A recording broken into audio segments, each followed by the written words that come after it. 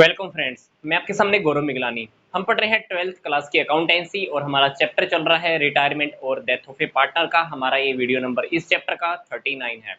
इससे पहले काफ़ी सारे प्रैक्टिकल क्वेश्चंस, पूरे फुल फ्लैश क्वेश्चन हम डिस्कस कर चुके हैं। तो अब हम चलते हैं कुछ छोटे छोटे क्वेश्चन की ओर जो पेपर में एग्जाम में सीधा आपके डायरेक्टली आ सकते हैं, जो आपको कंप्लीट करने होते हैं। तो क्वेश्चन की स्टेटमेंट देख लेते हैं। ABC 3 पार्टनर्स हैं, तीनों का रेशो है 3:1। सी की फर्म से रिटायरमेंट हो रही है। सी की फर्म की रिटायरमेंट के बाद ए और बी ने डिसाइड किया कि हमारा न्यू रेशो होगा 3:2। अब क्वेश्चन के अंदर आपको ये स्टेटमेंट दी हुई है, जिस स्टेटमेंट को आपको कंप्लीट करना है। ए का कैपिटल अकाउंट डेबिट है, अमाउंट कितना है पता नहीं है। बी का कैपिटल अकाउंट डेबिट है 24,000 से। सी का कैपिटल अकाउंट क्रेडिट है, कितना है पता नहीं है। क्वेश्चन में हमको क्या करना है, सी को गुडविल का अमाउंट पूरा देना है, जो भी बनेगा उसका, और ये वाला कॉलम आपको भरना है, ये वाला कॉलम भरना है। क्वेश्चन के अंदर आपको ये नहीं पता है कि फर्म की गुडविल इन्होंने वैल्यूएशन क्या की है सी की रिटायरमेंट के टाइम पर। क्योंकि अगर हमारे पास वो क्वेश्चन के अंदर गुडविल गिवन होती, फिर तो हम क्या कर सकते थे, सीधा ही गेनिंग रेशो निकालते, गेनिंग रेशो के अकॉर्डिंग फर्म की गुडविल में से वो अमाउंट कैलकुलेट करके सी को पे कर देते और यहाँ पे भी एंट्री फिट कर देते। पर इस क्वेश्चन के अंदर अपने को क्या करना है, बी को जो अमाउंट हमने डेबिट किया हुआ है 24,000, इसके बेस पर हमको ये वाला कॉलम और ये वाला कॉलम अपने को फिल करना है। तो सबसे पहले हम क्या करेंगे, इस क्वेश्चन के अंदर हम गेनिंग रेशो चेक करते हैं, गेनिंग रेशो क्या है। वैसे अगर हम गेनिंग रेशो निकालेंगे तो न्यू रेशो में से जब आप ओल्ड रेशो लेस करोगे तो आपका गेनिंग रेशो आ जाएगा। क्या आएगा आपका गेनिंग रेशो, 3:2 ही आने वाला है। क्यों आने वाला है इसका कारण मैं आपको बता देता हूँ। मान लीजिए आपके क्वेश्चन के अंदर गेनिंग रेशो, सॉरी, मान लो क्वेश्चन के अंदर अपने पास न्यू रेशो गिवन नहीं है, क्या होता, सी की रिटायरमेंट हो जाती। सी की रिटायरमेंट के बाद ए और बी ने क्या डिसाइड किया था कि हमारा नया रेशो क्या है, बाय डिफॉल्ट 3:2 आता। इस टाइप के क्वेश्चन के अंदर जब सी की रिटायरमेंट हो जाए, एक पार्टनर की रिटायरमेंट हो जाए, तो बाय डिफॉल्ट पार्टनर्स का नया रेशो क्या हो जाता है, 3:2। गेनिंग रेशो भी क्या हो जाता है, 3:2। अब इस क्वेश्चन के अंदर हमको बोल दिया अगले ने कि नया रेशो क्या है, 3:2। तो गेनिंग रेशो निकालोगे तो गेनिंग रेशो भी क्या आने वाला है अपने पास, 3:2 आने वाला है। तो इसलिए इस क्वेश्चन में अपने को गेनिंग रेशो कैलकुलेट करने की जरूरत नहीं है। अगर आप कैलकुलेट करोगे, न्यू में से जब ओल्ड आप माइनस करोगे, तब भी आपका गेनिंग रेशो 3:2 आने ही वाला है। ठीक है, तो इसका मतलब है कि ए और बी को कौन सा रेशो में गेन हुआ है, 3 और 2। इसका मतलब है कि सी ने जो सेक्रीफाइस किया है 1/6 शेयर के लिए, क्योंकि सी तो फर्म से जा रहा है, सी को हमको गुडविल का अमाउंट पे करना है। तो जितना गुडविल का अमाउंट हमने सी को पे करना है, जितना गुडविल का अमाउंट सी को पे करना है, बी ने क्या किया होगा, उस अमाउंट का 2/5 दिया होगा। सी को जितना गुडविल का अमाउंट देना है, बी ने क्या किया, उस अमाउंट का 2/5 अमाउंट दिया होगा। तो बी ने कितना अमाउंट दिया है, अल्टीमेटली देखा जाए, बी ने क्या दिया है, सी को जो गुडविल का अमाउंट देना है उसका 2/5 दिया है। कितना अमाउंट दिया है, 24,000।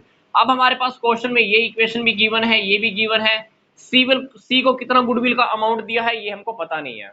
तो यही तो अपने को कैलकुलेट करना है। तो हम क्या करेंगे, यहाँ पर ये चेक कर लेंगे कि सी की गुडविल का अमाउंट बनता कितना है। तो हम क्या करेंगे,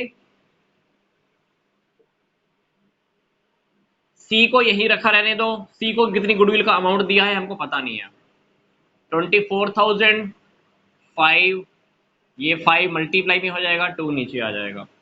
ठीक है, तो आप क्रॉस करके देखना। तो इसका मतलब है कि सी को हमने गुडविल का कितना अमाउंट देना है, 60,000 रुपए देना है।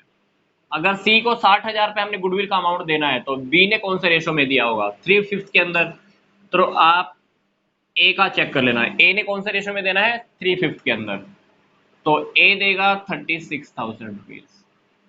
तो यहाँ पे भी हम कॉलम फीड कर देते हैं 36,000 रुपीज।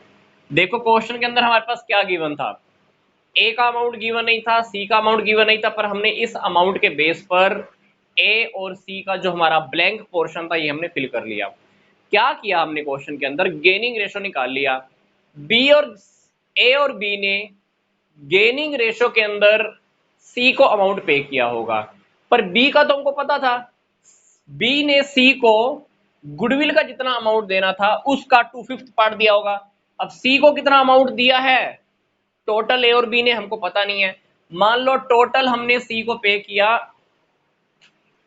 क्वेश्चन मार्क, इस क्वेश्चन मार्क के अमाउंट का क्या करना है, 2/5 इज इक्वल टू 24,000 क्वेश्चन में गिवन है। तो आप इस क्वेश्चन मार्क का आंसर निकाल लो। इस क्वेश्चन मार्क का आंसर क्या आएगा, इस क्वेश्चन मार्क के आंसर का मतलब है कि सी को गुडविल का कितना अमाउंट देना है हमने, 60,000 फिट कर दिया।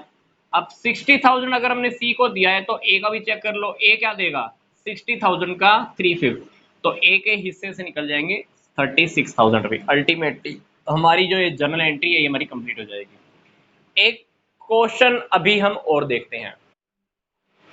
एबीसी 3 पार्टनर्स हैं, तीनों का रेशियो है 49, 13 और 29।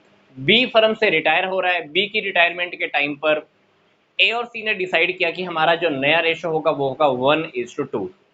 क्वेश्चन के अंदर अपने को ये इक्वेशन दी हुई है, सी का कैपिटल अकाउंट डेबिट, ए का कैपिटल क्रेडिट, बी का कैपिटल भी क्रेडिट। अब क्वेश्चन में क्या, अपने को टोटल गुडविल निकालनी है फर्म की, और ये बाकी एक column fill in the blanks अपने को फिल करने हैं। तो क्वेश्चन में हम क्या करेंगे, सबसे पहले अपना गेनिंग रेशो निकाल लेते हैं। फॉर्मूला क्या होता है, वही न्यू माइनस ओल्ड। तो ए और सी बाकी बच गए हैं, तो ए का पुराना रेशो और नया रेशो आप देख लो। ए का नया है 1/3 और बी का नया है 2/3। बी का सॉरी सी का 2/9, ठीक है। ए का नया, सी का नया, बी ए का पुराना, सी का पुराना। आप गेनिंग रेशियो निकाल दो, एलसीएम क्या आएगा 9, 3 - 4, आंसर क्या आ रहा है 19। आगे देखो 9, 6 - 2, 4 9। आंसर देखो माइनस में है, इसका मतलब है कि इस पार्टनर ने क्या किया है, सेक्रीफाइस किया है। गेनिंग रेशो निकालते हुए मैंने आपको एक बात काफी बार रिपीट की है कि अगर आंसर अगर माइनस में आता है तो इसका मतलब है कि उस पार्टनर ने भी क्या किया है, सेक्रीफाइस किया है, ठीक है। अब क्वेश्चन के अंदर आप सीधा स्टेटमेंट के ऊपर आइए, देखिए बी फर्म को छोड़कर जा रहा है, कितने पार्ट के लिए, 1/3 पार्ट के लिए। अब सोचकर देखिए कि बी को हमने 1/3 पार्ट के लिए कितना गुडविल पे किया है, 30,000। टोटल फर्म की गुडविल मान लो ये है, हमने टोटल फर्म की गुडविल का बी को कितना पे किया है, 1/3। क्वेश्चन के अंदर हमको अमाउंट गिवन है, बी को टोटल फर्म की गुडविल का 1/3 अमाउंट पे किया है। तो आप क्या करो, टोटल फर्म की गुडविल निकाल लो। टोटल फर्म की गुडविल क्या आएगी, ये जब क्रॉस हो जाएगा तो क्या आएगा, तो ये हमारे पास आ गई फर्म की टोटल गुडविल। फर्म की गुडविल टोटल कितनी आ गई, 90,000। अब आप सोचकर देखो कि पूरी फर्म की गुडविल अगर 90,000 है तो ए को सेक्रीफाइस कितना हुआ है, 19। तो ए को भी इसका कितना मिलने वाला है, 19, मतलब 10,000। फिट कर दिया। फायदा किसको हुआ, सी को। सी क्या पे करेगा, फर्म की टोटल गुडविल का 49, मतलब 40,000। लो अपना क्वेश्चन कंप्लीट। क्या किया, क्वेश्चन के अंदर हमने टोटल गुडविल निकाल ली, सी को बी के अमाउंट के बेस पर, बी के अमाउंट के बेस पर कितना था, 1/3। तो 1/3 के बेस पर हमने क्या निकाला, पूरी फर्म की गुडविल पहले निकाली 90,000। पूरी फर्म की गुडविल आ गई। पूरी फर्म की गुडविल अगर 90,000 है तो अल्टीमेटली अब चेक कर लो 90,000 के अंदर 1/3 हमने किसका पे किया होगा, बी को 30,000। 90,000 अगर पूरी फर्म की है तो ए को कितना सेक्रीफाइस हो रहा था, 19। 90,000 का 19 किया तो कितना आ गया, 10,000 ए को मिलेगा। सी ने कितना पे करना है, 90,000 का जितना गेन किया 40,000। तो यहाँ पर सी को गेन हुआ है, सी के गेन होने की वजह से ए को भी सेक्रीफाइस हुआ है, और बी तो वैसे भी फर्म को छोड़कर जा रहा है। तो अल्टीमेटली ये हमारा क्वेश्चन सेकंड भी कंप्लीट होता है। अब हम एक छोटा सा थर्ड क्वेश्चन और स्टडी करते हैं। तो इस क्वेश्चन की स्टेटमेंट के according A B C 3 partner हैं, फर्म से डेथ हो जाती है बी की, ए और सी ने नया रेशो डिसाइड किया है 2:3।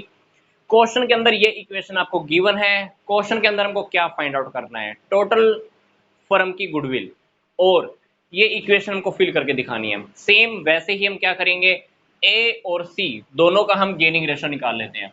ए और सी का आप नया रेशो लिख लो पहले, इसमें से आप पुराने वाला 2/4 और 1/4, एलसीएम 20, 5 4 जा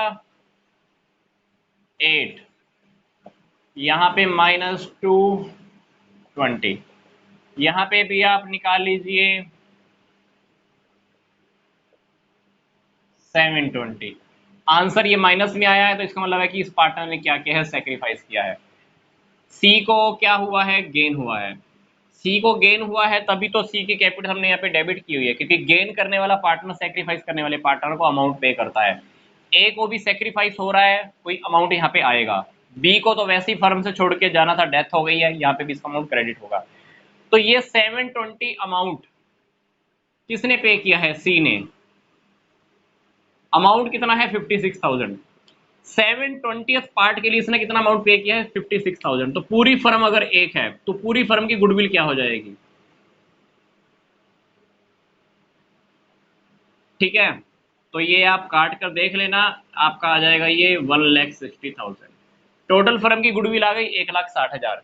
टोटल फर्म की गुडविल अगर 1,60,000 है तो ए को कितना सेक्रीफाइस करना पड़ रहा है, 220। तो टोटल फर्म की गुडविल 1,60,000, तो ए का सेक्रीफाइस इतना। तो आप इसका भी चेक करके देख लेना, इसका अमाउंट जो इसके पास आने वाला है वो है 16,000 रुपए। बी का आप चेक करोगे तो आएगा 40,000 रुपीज। क्यों आएगा बी का 40? 1,60,000 का जब आप 1/4 करोगे, क्योंकि बी का हिस्सा कितना है, 1/4, तो 160 का टोटल फर्म की गुडविल है ना, तो कितना आएगा, 40। तो यहाँ पे 40,000 बी का। टोटल फर्म की गुडविल कैलकुलेट करनी थी 1,60,000। ये fill in the blanks fill करने थे, हमने फिल कर दिए। क्या किया, इस इक्वेशन के बेस पर हमने सारी फर्म की गुडविल चेक कर ली, क्योंकि 7/20 पार्ट के लिए गुडविल का अमाउंट कितना है, 56।